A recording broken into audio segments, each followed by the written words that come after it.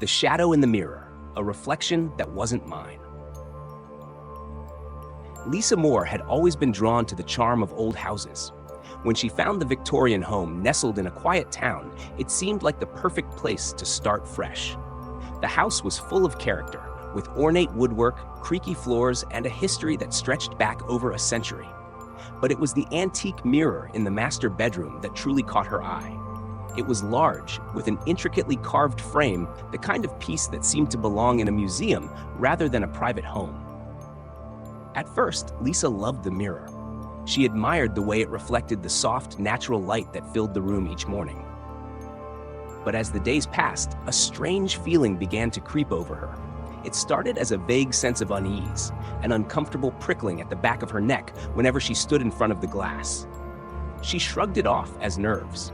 After all, moving to a new place was stressful. But then, she started to notice something odd.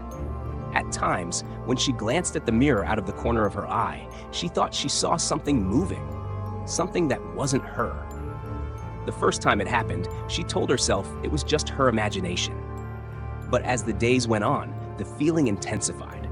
The figure in the mirror became more distinct, a shadowy form that seemed to hover just behind her reflection. It didn't make sense. Mirrors were supposed to reflect what was in front of them, nothing more. But this shadow moved independently, as if it had a life of its own.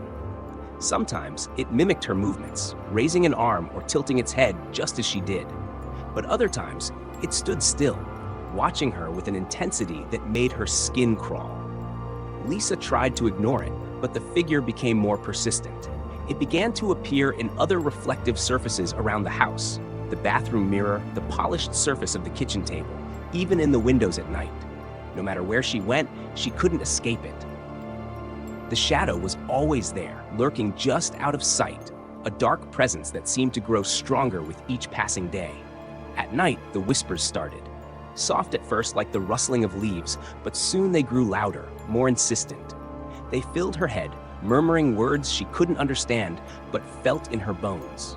And with the whispers came the cold, a bone-chilling draft that swept through the house, even on the warmest nights. The once welcoming home had turned against her, its walls closing in, its shadows growing deeper and more menacing. Desperate for answers, Lisa began to research the house's history.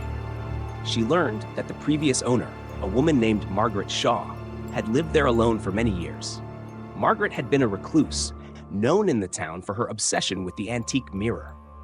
According to old newspaper clippings, she had spent hours every day gazing into it, as if searching for something. Then, one day, she vanished without a trace. The house had remained empty until Lisa bought it. The more Lisa uncovered, the more the pieces began to fit together. The shadow in the mirror wasn't just a figment of her imagination. It was Margaret. But Margaret wasn't a ghost. She was something darker, something trapped in the glass, waiting for a chance to escape. Lisa's fear turned to terror as the entity grew bolder. It no longer confined itself to the mirrors.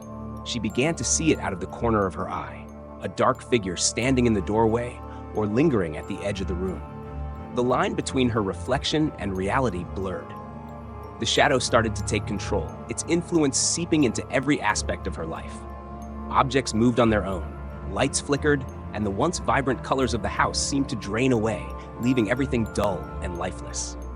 One night, as Lisa stood in front of the mirror, she saw something that made her blood run cold. The shadow wasn't behind her this time.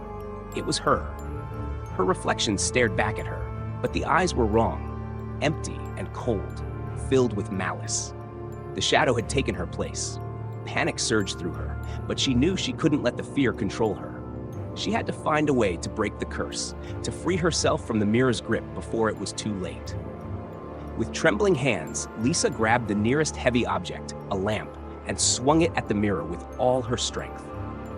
The glass shattered with a deafening crash, shards flying in every direction. The shadow let out a piercing scream, a sound that echoed through the house, rattling the windows and shaking the walls. And then, just as suddenly as it began, it was over. The room was silent, the mirror reduced to a pile of broken glass on the floor. Breathless and shaking, Lisa collapsed to the ground, staring at the fragments of glass. The shadow was gone, its presence lifted, leaving the house eerily quiet. But the sense of unease lingered. She had broken the mirror, but at what cost?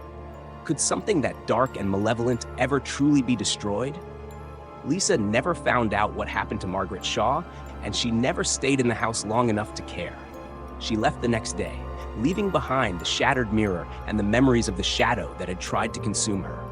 But even as she drove away, she couldn't shake the feeling that somewhere, somehow, the shadow was still watching, waiting for its next victim.